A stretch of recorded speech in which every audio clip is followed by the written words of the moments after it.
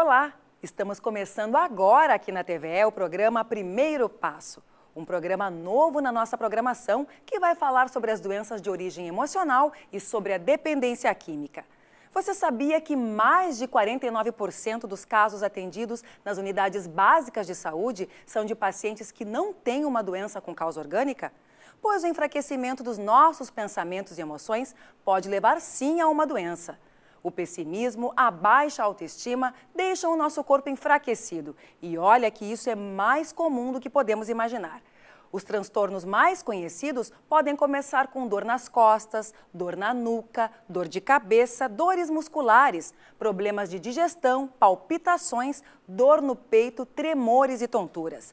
Vamos falar sobre ansiedade, depressão, toque, medos, fobias, síndrome do pânico, síndrome das pernas inquietas, sobre vários assuntos que estão afetando uma grande parcela da população. O objetivo deste nosso programa é apresentar alternativas que ajudem a aliviar os sintomas da somatização e entender que se livrar dos pensamentos negativos é o primeiro passo para a recuperação.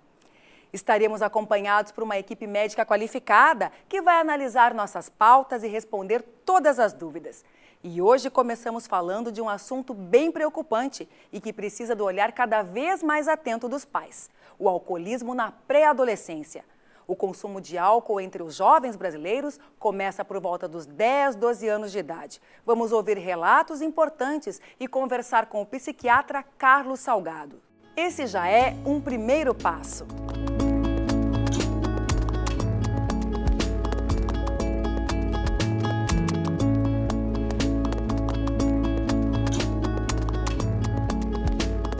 Eu tenho uma amiga que tinha um irmão que acabou falecendo em razão do excesso de ingestão de bebida alcoólica. Ele faleceu de cirrose, né? Ele bebia desde os 11, 12 anos de idade. E ela sempre me contava que a mãe dela passava muita dificuldade em educá-lo e ensiná-lo, dizer que aquilo não era conduta correta. Inclusive levou ele várias vezes a médicos, profissionais da área, mas nada adiantou. Aí da cerveja ele passou para cachaça, da cachaça cada vez ia aumentando mais o nível da... Nenhuma bebida mais satisfazia ele. Aí veio um ponto que ele começou a ficar muito doente, né? Ele tornou-se inspetor de polícia, inclusive, né? Passou num concurso público e acabou falecendo com 30 e poucos anos. Marcele comenta com a gente uma situação muito grave, que é a evolução do uso do álcool desde cedo na vida. Um sujeito que muito jovem experimenta, cai no azar do sorteio de gostar mais do que o razoável da bebida, do efeito da bebida, evolui da cerveja e em algum momento está dentro do uso do destilado, que é uma evolução comum com pessoas muito ávidas pela bebida, pelo efeito mental que a bebida é capaz de produzir. E o desfecho que a Marcele comenta, dessa pessoa, das suas relações, familiar de uma amiga, é classificável realmente como maligno. Às vezes a gente acha que maligno é só câncer. Não. A relação com o álcool pode ser bastante maligna, na medida em que leva à falência de um órgão extremamente importante para a nossa fisiologia, que é o fígado. Sem o fígado, não somos capazes de produzir proteínas, não somos capazes de metabolizar substâncias muito importantes, como, por exemplo, as medicações que todos precisamos usar em algum momento da nossa vida. Então, na evolução, essa pessoa progrediu para uma paixão, que a gente pode chamar pelo álcool, que levou a uma lesão. Levou, na verdade, à vida, o bem maior dessa pessoa. Então, Marcele generosamente nos traz uma situação realmente muito ilustrativa, daquela que é uma evolução muito desfavorável a partir de cedo na vida um indivíduo experimentar a bebida e buscar um prazer que pode lhe custar demais. No caso, custou precocemente, aos 38 anos, a vida inteira.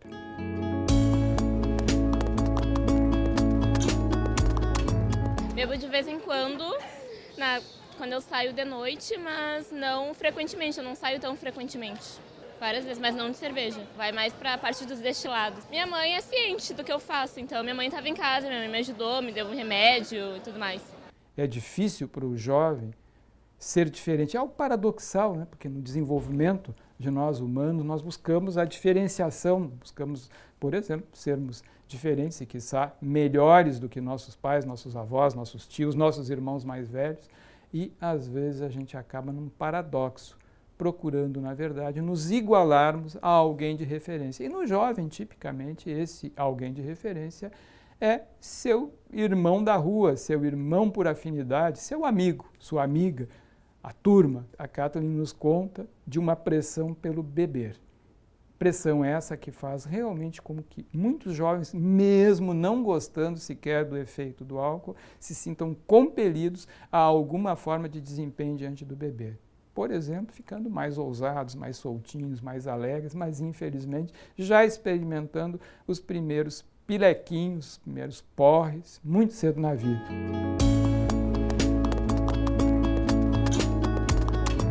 Costumo beber em algumas festas, mas eu não gosto de cerveja, então eu bebo normalmente um drink. Em alguns finais de semana, mas nem sempre. E com meus pais também. Me ensinaram, e só agora, depois de mais velha, que eu comecei a beber. Me mostraram como é o certo, como é o errado, sempre me incentivam a... Como esse mês eu vou fazer 18, se eu beber, não dirigir e essas coisas. Muitos não foram, educados de uma maneira correta, sabe? Para estar fazendo isso. Outros eu acho que são muito incentivados pelos amigos. Depende, sabe? Acho que depende da cabeça. Tem que procurar saber mais sobre as consequências também do álcool na vida, como também no trânsito e etc, sabe? Eu acho uma coisa muito ruim, porque tu faz mal pro teu corpo, uma criança assim, já bebendo. Falam que às vezes se confundiram cerveja com guaraná e que às vezes experimentaram vinho e cerveja. No nosso país, por enquanto, a idade limite para o início de uso de álcool, legalmente, formalmente, é 18 anos. Mas ela chamou a atenção de uma coisa interessante, que é um conceito em educação muito importante, que é a ideia de limites. Aquilo que se pode e o quanto que se pode daquilo que se pode. No caso, infelizmente, beber com 17 anos não pode é nada. Isso, sem dúvida, que impõe um desafio aos pais. Mas a Marcele colocou um diferencial importante. Pais que estabelecem limites e pais que são negligentes na questão dos limites. O prognóstico muda.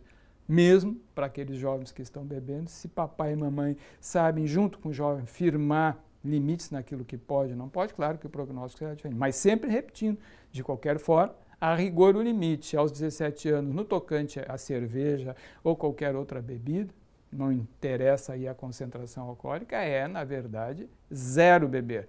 Porque com menos de 18 anos, no nosso país, papai e mamãe têm que firmar uma posição. Não se bebe nesse país tão cedo. A outra menina, com 11 anos, nos traz um fenômeno muito frequente na nossa sociedade, que é aquilo que a gente chama conhecimento de boa qualidade, que curiosamente às vezes não chega até o jovem com a pressa, com a devida velocidade que a gente imagina que deveria chegar. Então ela comenta que a gurizada confunde o que é cerveja do que é refrigerante. Aqui um alerta para todos nós, né? E isso não é porque a menina, o menino não entendem a realidade. Entendem sim, com 15 anos entendem. O problema é a informação que chega até o jovem e inclui muita distorção. Infelizmente, inclusive, através de peças publicitárias que confundem o jovem, dando uma ideia de benignidade, de algo suave, divertido, meramente suave e divertido, que seria, por exemplo, a cerveja. E a cerveja contém álcool. Não interessa se a concentração é X ou é Y, ela contém álcool. Então, essa confusão entre o prazer de se divertir com o refrigerante com o prazer de se divertir com a cerveja realmente está presente. E os jovens, realmente, insisto, não é problema de falta de entendimento, é falta de informação de boa qualidade. E claro que logo a gurizada à sua volta, né, aqueles que já experimentaram, que já se divertiram às custas do beber, fazem uma grande pressão para que todos pensem de um jeito muito parecido, ou seja, que beber não pega mal, beber não tem problema, beber é bacana, seja refrigerante ou seja cerveja, é diferente. A gente sempre orienta, né, que não é legal e a mídia fala bastante, né, tem bastante propaganda Se beber não dirige, aquelas coisas, né? E eu achei muito bacana umas propagandas que apareciam, o que pode acontecer, acidentes e coisas, né? Então, a gente também em casa, meu marido não costumamos ter bebida alcoólica. A gente tenta abordar da melhor maneira possível, né? Dando exemplos, né? Porque nada melhor do que o exemplo. Eu não bebo, no caso eu não bebo, mas tento assim, a de 17 é bem tranquila, até nem tenho, mas o de 16, por ser menino, tá naquela fasezinha assim, meu amigo bebe uma cerveja, eu tenho que beber 2, porque eu sou mais legal, eu sou a pessoa, eu tenho que ser o centro das atenções, eu tenho que me destacar na turma, né? E as amizades também com as diferenças de idades, né? E essa história de eu posso sair à noite. Antigamente era assim, mãe, eu posso ir? Pai, eu posso ir? Não, hoje em dia eu vou na festinha que eles dizem soci. Eu vou na soci do fulano. Na soci do fulano tem kit, tem cerveja. E o que é o kit? Kit é destilado. No momento que eles estão alcoolizados, estão bêbados, eles não escutam. Tudo que tu falar é motivo para agressividade, né? A gente sempre conversa bastante. Quero que ele seja sincero comigo para ser sincero com ele. Mostrar ao mundo como é que é o mundo, né? Eu bebo, né? Mas eu digo assim, ele não bebe comigo, né? Tanto que a gente sempre conversa. Não, tu tem que ter uma certa idade, tem que saber primeiro o que tu quer da vida. Tu tem que primeiro estudar, tem que primeiro ter as tuas coisas da vida. Temos aqui, a partir do depoimento da Raquel, da Reviane, do Paulo, digamos assim, um espectro de possibilidades. Com 11 anos, a menina já tem a informação de parte da mãe, olha, nessa casa não se bebe tão cedo. E a mãe já colocando claramente, olha, eu vou firmar uma posição contigo, e se tu me aparecer com cheiro a bebida, as coisas vão mudar. Ou seja, a mãe está correndo na frente dos fatos, considerando realmente aí que a gurizada está bebendo muito cedo, em torno de 12, 13 anos, quer dizer, aos 11 anos está correto. Tem que falar, aliás, a escola deve falar muito cedo, não só os pais, né? E ajudar a gurizada a ter uma posição de boa base, uma posição sólida que não seja tão frágil a ponto de o primeiro amigo levar por outro caminho.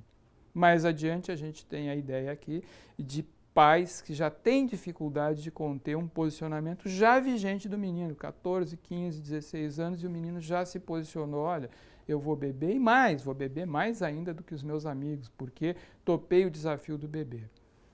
A mãe olha para esse quadro e diz, o que eu faço agora que a coisa já está instalada? Bom, vai dar mais trabalho, o posicionamento depois que o bonde andou, né, segurar o bonde em movimento já é mais difícil, mas não é impossível, exige coesão de papai e mamãe. E se papai é um apreciador de bebida e não entendeu claramente que para um adulto, embora isso seja discutível, é autorizado socialmente, e não necessariamente o Paulo vai se sair mal com isso, mas está se saindo mal na medida em que não está junto com a esposa conseguindo conter o menino que já tem posicionamentos como se tivesse 18 ou mais anos, o que é um equívoco, né? O menino não tem habilidade, não tem capacidade mental adequada para tomar essa decisão. Então, sim, papai e mamãe vão ter que se juntar para pressionar o menino para recuar dessa decisão de que ele possa ser o campeão de bebidas. Até porque é um mero desafio, como tantos outros desafios que os jovens vão oferecer a seus pais,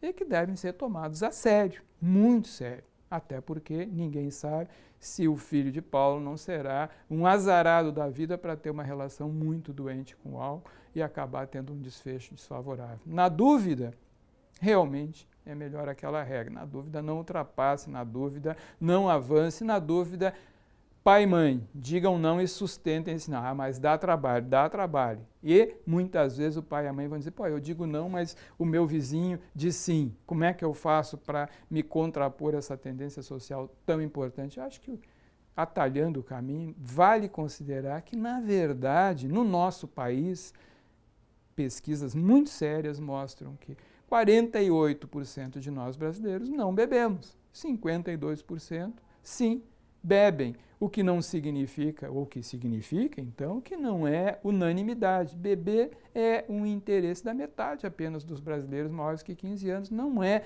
de fato, unanimidade. Se não é unanimidade, a minha família pode escolher o time que vai. Se vai para o time dos que bebem ou do time dos que não bebem. E é, sim, responsabilidade de pai e mãe fazer a modelagem de atitude. Não só na questão da bebida, com tantas outras questões, como o respeito com as outras pessoas, o respeito a regras, né? É sim atribuição do pai modelar a atitude. Se para isso ele precisar mudar a sua atitude, tá aí o encargo, trate de mudar.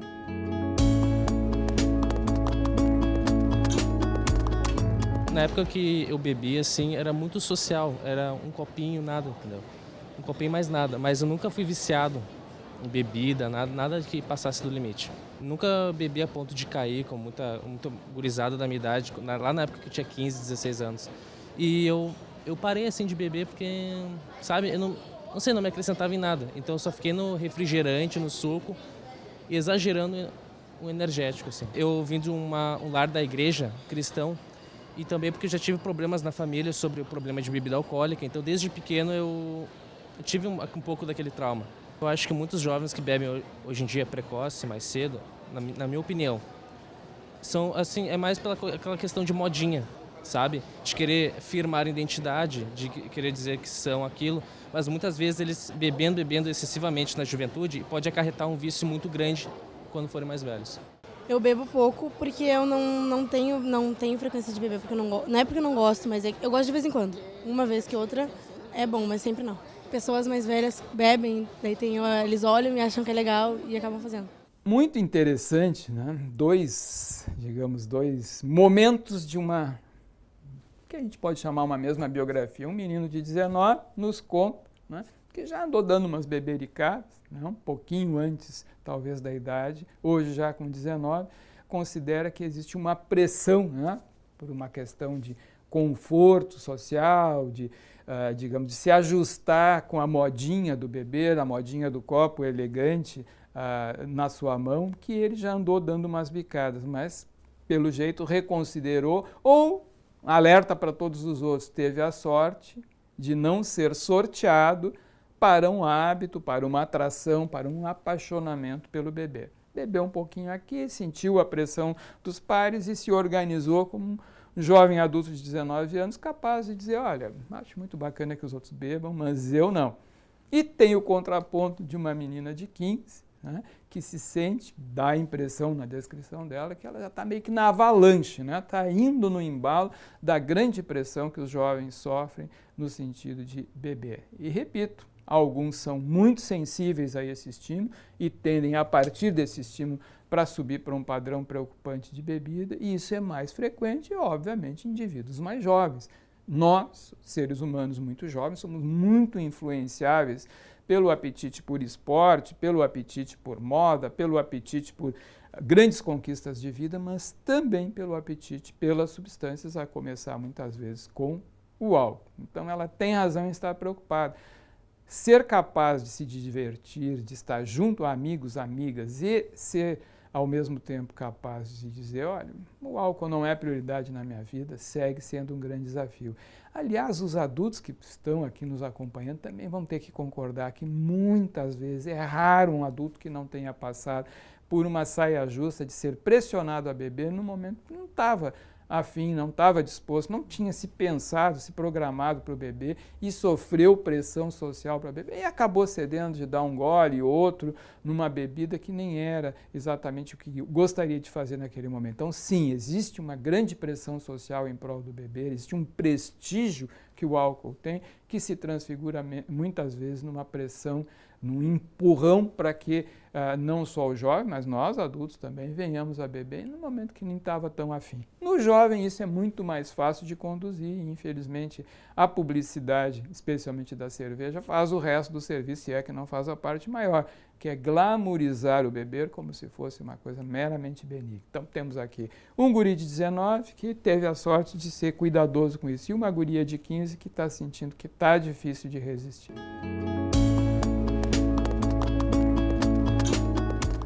sublinhar um detalhe interessante. O álcool é uma substância capaz de produzir estados mentais, de fato, muito agradáveis, mas também é capaz de suscitar estados mentais muito desagradáveis. Exemplo simples: um indivíduo que tem o azar de ter uma tendência à depressão, uma vez exposto, especialmente se isso ocorrer muito cedo na vida, ao uso frequente, sistemático, repetido do álcool, independentemente de doses, mas é claro que em doses maiores qualquer fenômeno fica amplificado. Mas enfim, então a exposição ao álcool produz estados mentais muitas vezes agradáveis, mas produz também problemas. Exemplo, um indivíduo com tendência a sintomas depressivos e o guri vem para a vida e vai ter o azar de também ter tendência à depressão. Com o álcool, essa tendência se amplifica, se intensifica e fica mais cedo na vida.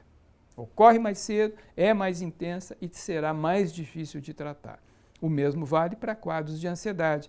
Crianças que têm tendência à ansiedade, por exemplo, ansiedade social, que são muito angustiadas na iniciação escolar, por exemplo, têm dificuldade de ficar na sala de aula sem que a mamãe fique em volta, expostas precocemente ao álcool, essas crianças têm uma chance muito grande de tornar os quadros de ansiedade ao longo da sua vida muito mais graves. Então, é um ledo engano. Álcool não alivia a depressão, não alivia a ansiedade. Piora, embora agudamente no uso eventual possa trazer um alívio, mas é um alívio fictício, é um alívio equivocado que só faz prestigiar algo que está errado. Sempre lembrando, beber precoce é beber antes dos 18 anos. A partir dos 18 anos cabe ao jovem pensar se vale a pena beber realmente, mas toda a psicologia humana é muito alterável pela exposição ao álcool. Quadros muito graves ou quadros que torturam, que fazem o indivíduo sofrer muito, podem ser produzidos pelo álcool e não seriam produzidos se não fosse a exposição ao uso do álcool. Expor-se ao álcool joga o indivíduo numa série de sorteios, desde o acidente até a ocorrência de danos psicológicos, ou seja, tornar o estado mental da criança, do jovem, que depois vai se tornar um adulto, algo problemático. Sem o álcool, esses problemas talvez jamais ocorressem. Quando a gente pensa em precocidade do bebê, às vezes, é até triste pensar, a gente acaba falando de bebês. Não de beber, mas de bebês. Nenê. Sim, ainda na nossa cultura, em muitos contextos, os bebês são expostos ao beber. Por quê? Papai, mamãe e vovó acreditam ainda que molhar a chupeta do nenê num pouquinho de vinho adoçado pode ser um bom recurso para botar a gurizada a dormir numa boa, botar a gurizada repousando. Eles dormem tão bem, doutor? Dormem bem, só que é um preço alto demais. E é simples de entender. É um pouquinho de álcool numa chupeta, num corpinho muito pequenininho, com um fígado muito sensível e muito pequenininho. Então, aquela molhadinha na chupeta de um nenê muito pequenininho é, na verdade, um monte de bebida, um monte de álcool para um organismo muito verde ainda, muito novinho. E o cérebro do nenê também é muito pequenininho e muito sensível ao impacto desse uso precocíssimo de álcool. E que muitas vezes na história familiar nem é registrado como se fosse bebida. Não, molhava a chupeta no vinho do nono. É álcool. Então, claramente cabe dizer, é errado, está errado expor um bebê ao uso do álcool. Aliás, está errado expor um indivíduo com menos de 18 anos ao uso do álcool. Quem dirá um nenê de 18 meses, 18 dias, por que não, como infelizmente ainda ocorre em muitas culturas, especialmente aquelas culturas muito ligadas ao prestígio do vinho. Então, claramente está errado expor um bebê a qualquer dose que seja de bebida alcoólica, mesmo que seja o vinho mais querido de papai e mamãe.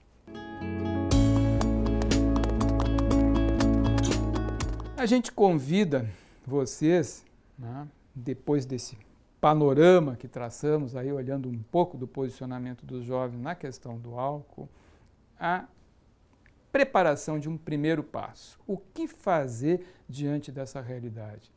Seja você que está nos assistindo um jovem, ou seja, o pai e a mãe desse jovem, ou as pessoas que ajudam esse jovem a se introduzir aí na coisa complexa que é a vida em sociedade, como a gente se prepara para, no primeiro passo, ter firmeza. Eu acredito que a chave esteja no espírito desse programa, que é informação de boa qualidade. Ou seja, se você não se está sentindo seguro de um posicionamento, procure informação. Ela existe, ela está realmente cada vez mais disponível nas várias mídias que nós conhecemos e é importante um olhar crítico à informação que vem. Certamente uma regra geral. Olha, qualquer informação que seja licenciosa, que nos induza a sermos licenciosos com a relação do jovem com o álcool, está equivocado, está errado. Não é à toa que a nossa legislação firma uma posição muito clara, muito saudável. Antes dos 18 anos, nem pensar. Então, creio que o primeiro passo, sem dúvida, seja vamos buscar informação de boa qualidade. E o nosso programa está às suas ordens exatamente para trazer a informação de melhor qualidade que nós possamos encontrar e compartilhar.